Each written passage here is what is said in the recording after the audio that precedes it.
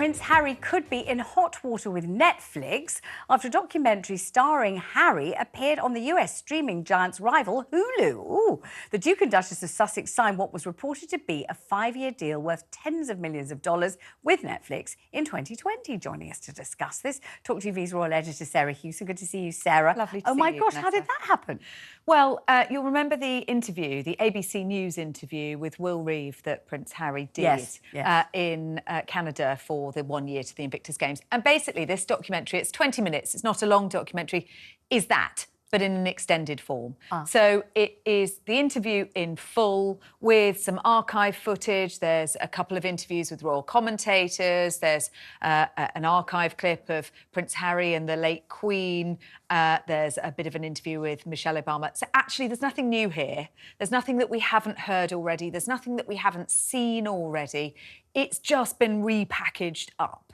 It's an extended special that's been put on the Hulu platform.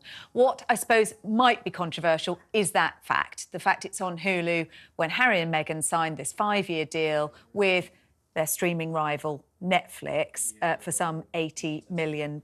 Yeah.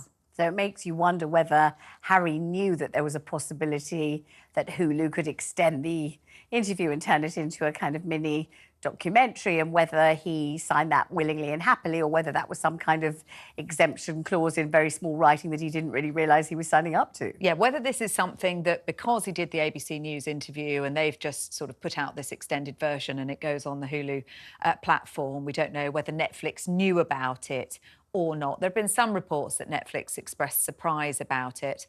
But Harry already had his major Invictus documentary, Heart of Invictus, on Netflix last year.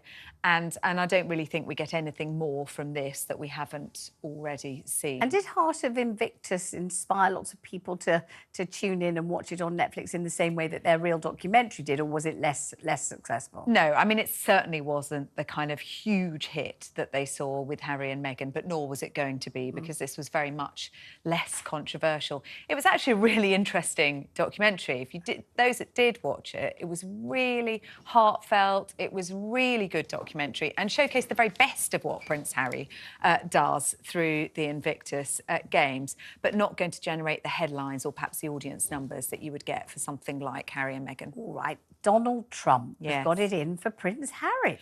Not a fan. Actually, the feeling is mutual. Between the Sussexes and Donald Trump. He was speaking on the fringes of the CPAC conference last week about Prince Harry. Prince Harry has got a court case going on in the United States about whether or not his immigration records, his visa records, should be released because of his revealing about drug taking in his book.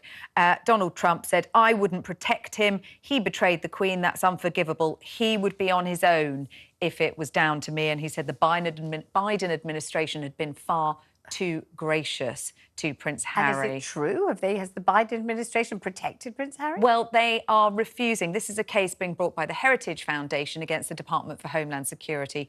The Heritage Foundation want, as a matter of public interest, Harry's visa records when he moved to the United States to be released to see whether he admitted drug taking or whether he was a special case. The Department of Homeland Security say no, they are private and they should remain so. Cool, watch this space.